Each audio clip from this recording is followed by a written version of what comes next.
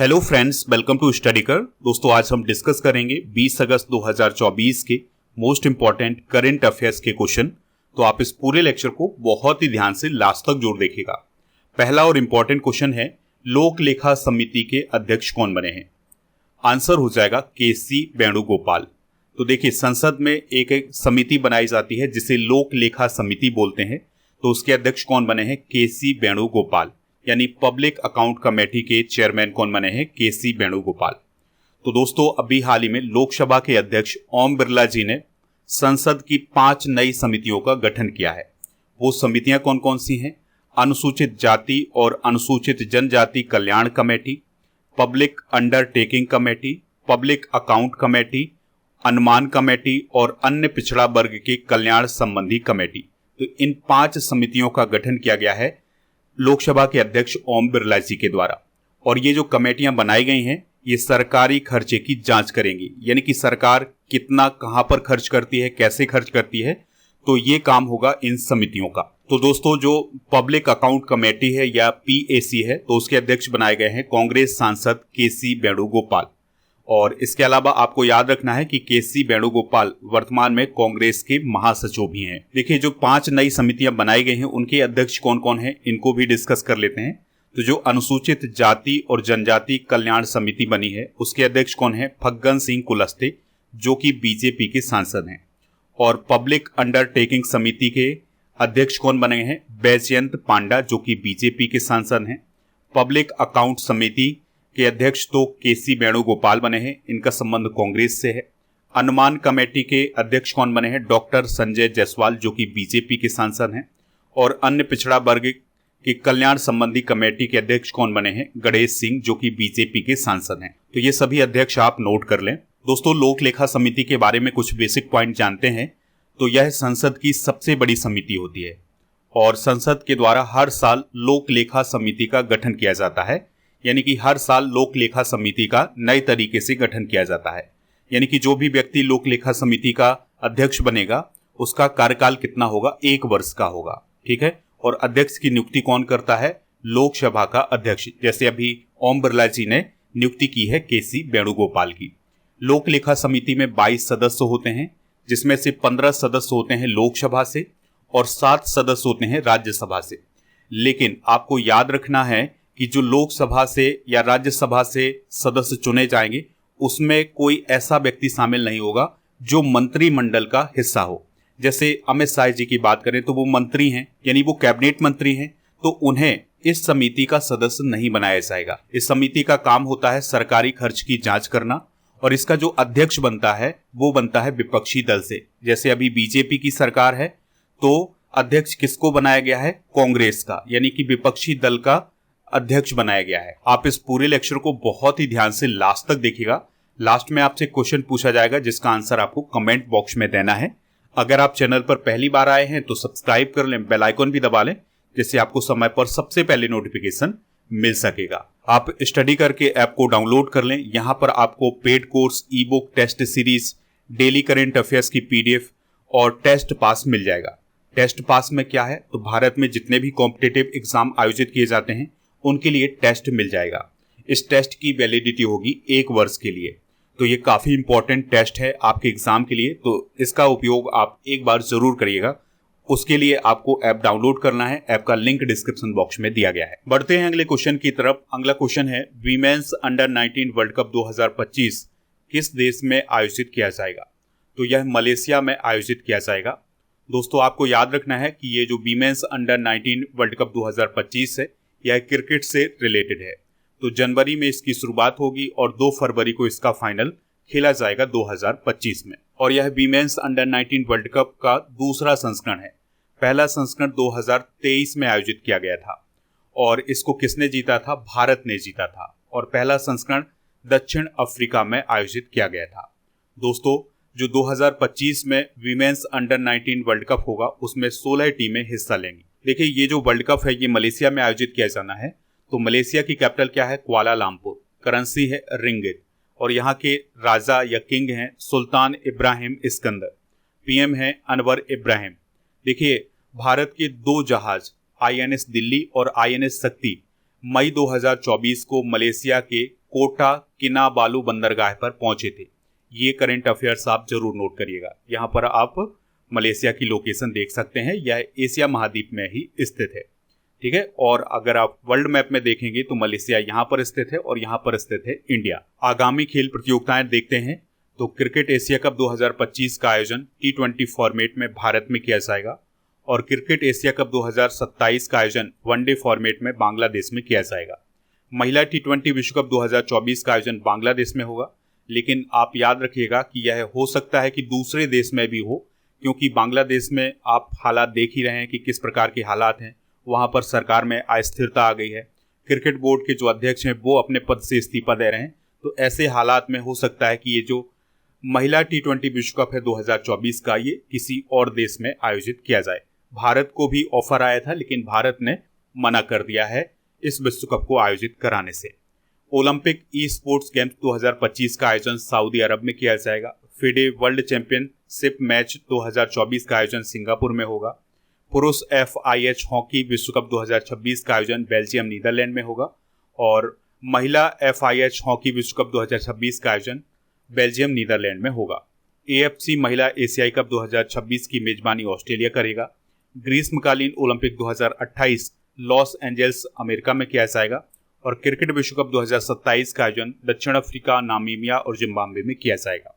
VWF विश्व junior badminton championship 2025 का आयोजन गुवाहाटी, असम में होगा और 38वें नेशनल गेम्स 2024 उत्तराखंड में आयोजित किए जाएंगे। अगला क्वेश्चन है, भारतीय तटरक्षक बल यानी इंडियन कोस्ट गार्ड के डायरेक्टर जनरल कौन थे जिनका निधन हो गया है? आंसर हो जाएगा राकेश पाल। तो दोस्तों, राकेश पाल वर्तमान में भारतीय तटरक्षक बल के महानिदेशक थे, तो उनका हार्ट अटैक के कारण निधन हो गया है। तो वो किसी आधिकारिक कार्यक्रम में हिस्सा लेने जा रहे थे, उसी दौरान उनका दिल का दौरा पड़ने से निधन हो गया है। वह इंडियन कोस्ट गार्ड के 25वें महानिदेशक थे। उन्हें अति विशिष्ट सेवा मेडल, राष्ट्रपति तटरक्षक मेडल और तटरक्षक मेडल से सम्मानित किया गया था। दोस्तों, इंडियन कोस्ट गार्ड के बारे में बेसिक जानकारी डिस्कस कर लेते हैं। तो इसकी शुरुआत हुई थी 1 फरवरी 1977 को। इसका उद्देश्य है शांति काल में भारतीय समुद्र की सुरक्षा करना, यानी कि भारत की जो समुद्री सीमा है उसकी रक्षा करने का काम किसका होता है? इंडियन कोस्ट गार्ड का।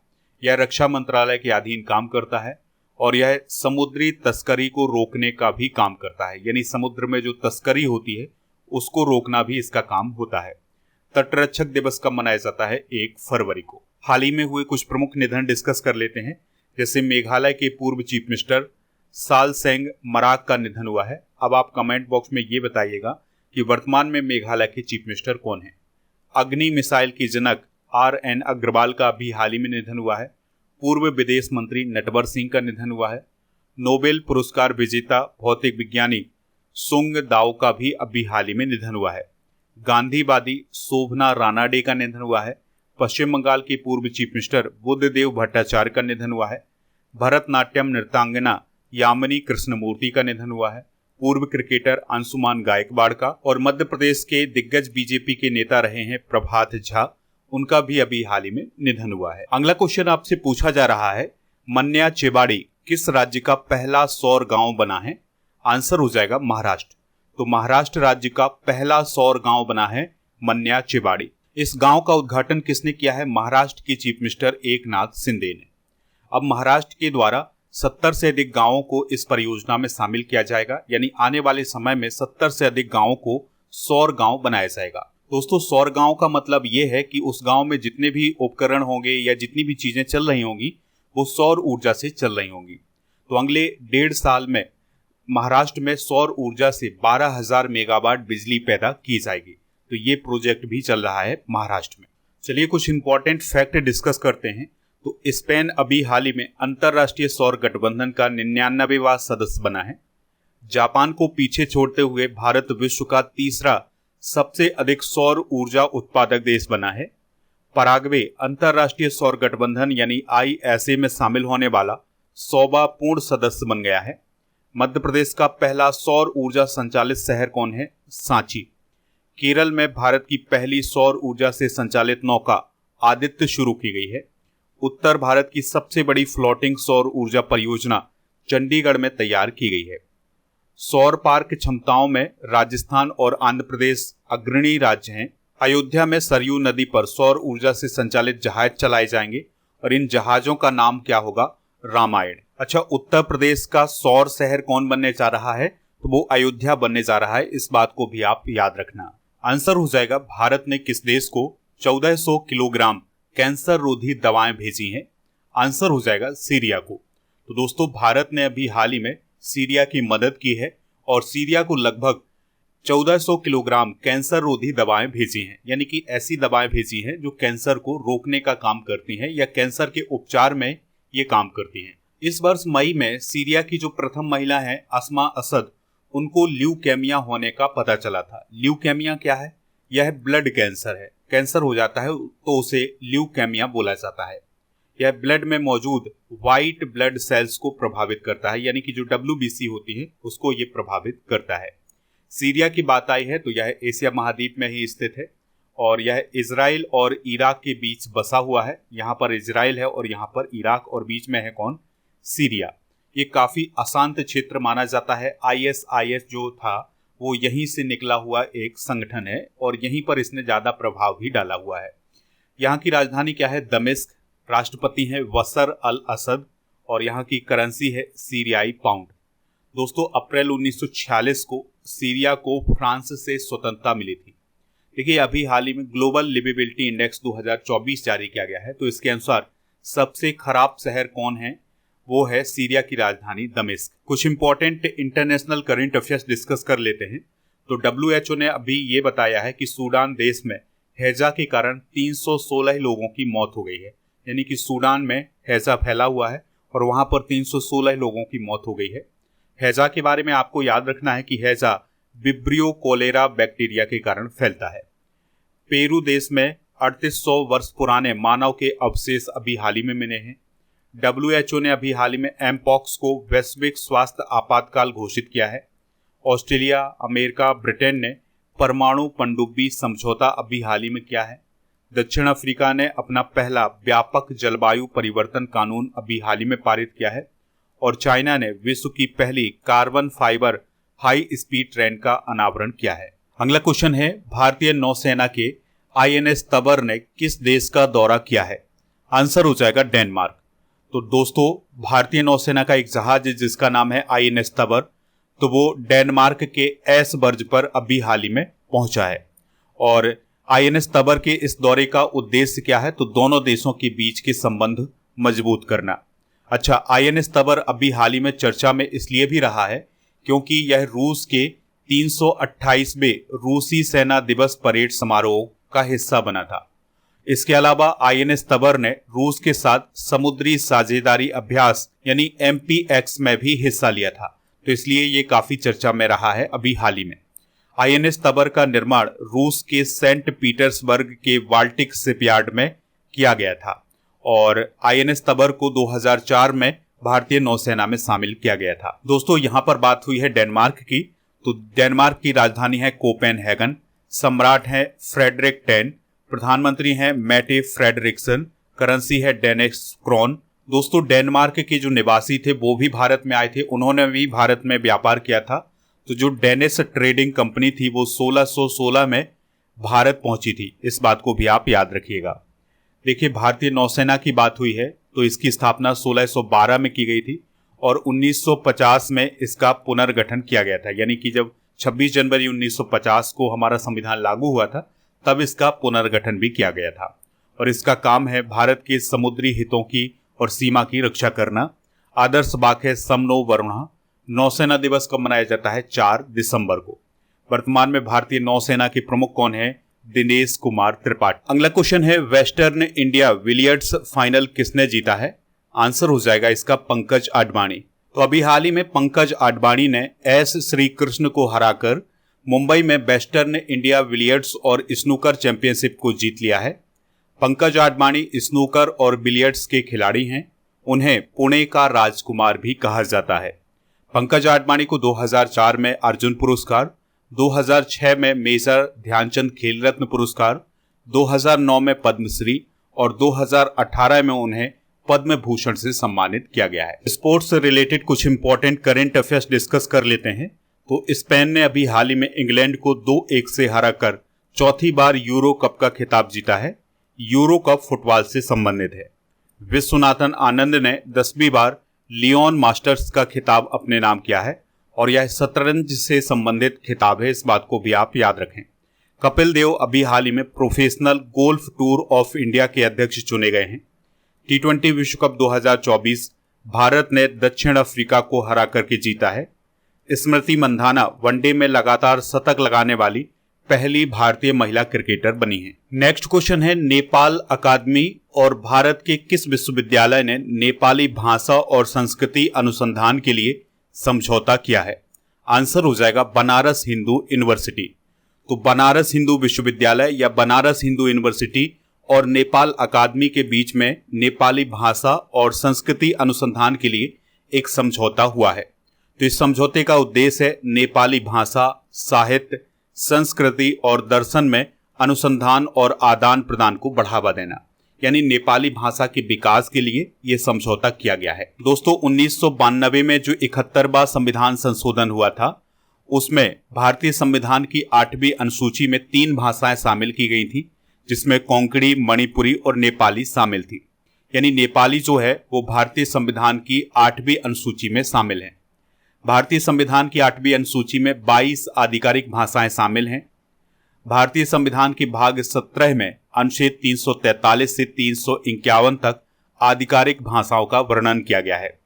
तो जब भारतीय संविधान बना था तो 14 भाषाओं को भारतीय संविधान में शामिल किया गया था।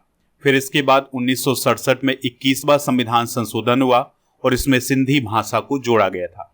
2003 में 92वां संविधान संशोधन हुआ था और इसमें बोडो, डोंगरी, मैथिली और संथाली को भारतीय संविधान की 8वीं अनुसूची में जोड़ा गया था। नेक्स्ट क्वेश्चन है, सेबेलुच ज्वालामुखी किस देश में है जिसमें हाल ही में विस्फोट हुआ है? आंसर हो जाएगा इसका रूस। तो रूस में स्थित है सेबेलुच ज्वालामुखी, तो उसमें अभी हाल ही में विस्फोट हुआ है, क्योंकि रूस के पूर्वी तट पर अभी हाल ही में 7.0 तीव्रता का भूकंप आया था, जिसके कारण वहां पर जो सेबेलुच ज्वालामुखी था उसमें विस्फोट हो गया है। दोस्तों 15 अगस्त 1999 को सेबेलुच ज्वालामुखी में भयंकर विस्फोट हुआ था और तब से ये लगातार एक्टिव ज्वालामुखी है, यानी उसमें लगातार लावा बह रहा है, लेकिन अभी भूकंप आने के कारण उसमें फिर से विस्फोट हुआ है। दोस्तों रूस में कुल 61 एक्टिव ज्वालामुखी हैं, इस पॉइंट को भी आप याद रखिएगा। विश्व के कुछ प्रमुख ज्वालामुखी डिस्कस कर लेते हैं, जैसे विसुवियस इटली में है और एटना भी इटली देश में है, डैमबंद ईरान में, कोह सुल्तान ईरान में, फ्यूजियामा जापान में, मोनोलोवा हवाई द्वीप अमेरिका में, माउंट कोटोपैक्सी इक्वेडोर में, किलिमंजारो है तंजानिया में और कैमरून है पश्चिमी अफ्रीका में। तो ये ज्वालामुखी भी आप नोट कर लें। अगला क्वेश्चन है, विश्व मच्छर दिवस कब मनाया जाता है, यानी वर्ल्ड मॉस्किटो डे कब सेलिब्रेट किया जाता है? आंसर हो जाएगा 20 अगस्त को। तो दोस्तों हर साल 20 अगस्त को विश्व मच्छर दिवस मनाया जाता है और इस दिवस को मनाने का जो प्रमुख उद्देश्य है वो है सर रोनाल्ड रॉस के योगदान को याद करना। रोनाल्ड रॉस ने मलेरिया और मादा एनाफ्लीज के मच्छर के बीच के कनेक्शन की पहली खोज की थी 20 अगस्त 1997 को, इसलिए 20 अगस्त को विश्व मच्छर दिवस मनाया जाता है।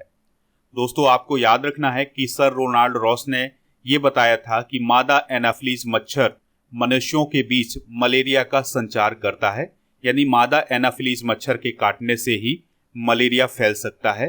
तो ये बताया था किसने? सर रोनाल्ड रॉस ने। मच्छर से होने वाली बीमारियां डिस्कस करते हैं, जैसे मलेरिया तो एनाफिलीज मच्छर के काटने से फैलता है, डेंगू एडीज इजिप्टी मच्छर के काटने से, और एडीज इजिप्टी मच्छर के काटने से चिकनगुनिया और पीला ज्वर भी होता है, और इसके अलावा जीका वायरस भी इसी मच्छर के काटने से फैलता है। और जो जापानी मस्तिष्क कोप नामक बीमारी है ये क्यूलैक्स मच्छर के काटने से फैलती है। तो ये थे आज के करंट अफेयर्स के क्वेश्चन। चलिए अब हम कल के करंट अफेयर्स के क्वेश्चन एक बार रिवाइज कर लेते हैं। 17वां दिव्य कला मेला कहाँ शुरू हुआ है? रायपुर में। 2024 पैरालंपिक में ध्वजवाहक किसे बनाया गया है? सुमित अंतिल और भाग्यश्री जाधव को। मुख्यमंत्री युवा उद्यम विकास योजना किस राज्य में शुरू की गई है? उत्तर प्रदेश में। भारत के नए रक्षा सचिव कौन बने हैं? Rajesh Kumar. Voice of global south event की मेजबानी किस देश के द्वारा की गई है? भारत के द्वारा। किस देश ने अपने ही देश के नागरिकों को देश छोड़ने का ऑफर दिया है? स्वीडन। विदेश और कपड़ा राज्य मंत्री पवित्रा मार्गरेटा कितने देशों की आधिकारिक यात्रा पर हैं? 5 देशों। हाल ही में स्टारबक्स के सीईओ कौन बने हैं? Brian Nicole. दादर, पनवेल, कांदीवली और दहिसर रेलवे स्टेशनों को अमृत भारत स्टेशन योजना में शामिल किया गया है। यह योजना कब शुरू हुई थी? 2023 में। किस दिन को विश्व मानवतावादी दिवस के रूप में मनाया जाता है? 19 अगस्त। दोस्तों, आज के जनरल नॉलेज के पिटारे में हम भारत की प्रमुख झीलें डिस्कस करेंगे, जैसे जम्मू कश्मीर में डल झील और बुलर झील है, कर्नाटक में उलसूर झील है, केरल में वेम्बनाड झील, अष्टमुदी झील और पेरियार झील है, मध्य प्रदेश में भोजताल और इंदिरा सागर है, महाराष्ट्र में लोनार और शिव सागर झील है, मणिपुर में लोकटक झील है, मेघालय में उमियम झील है, उड़ीसा में चिल्का झील है और पंजाब में हर के बैराज झील है। तो ये कुछ प्रमुख झीलें हैं जो कि आपके एग्जाम के लिए काफ़ी इंपॉर्टेंट हैं, इन्हें आप नोट कर लें। कल के करंट अफेयर्स में आपसे पूछा गया था कि स्टॉकहोम किस देश की राजधानी है? तो यह स्वीडन की राजधानी है। तो लगभग सभी लोगों ने इसका आंसर स्वीडन बताया हुआ है। आज का क्वेश्चन है आपके लिए, बुलर झील कहाँ स्थित है? जो भी इसका राइट आंसर हो कमेंट बॉक्स में जरूर बताइएगा। दोस्तों, आप हमारे टेलीग्राम चैनल को भी ज्वाइन कर लें, वहां पर आपको पीडीएफ मिल जाएगा।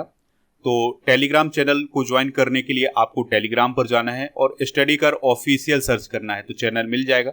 उससे ज्वाइन हो जाएंगे तो आपको पीडीएफ और अन्य नोटिफिकेशन भी मिल सकेंगे।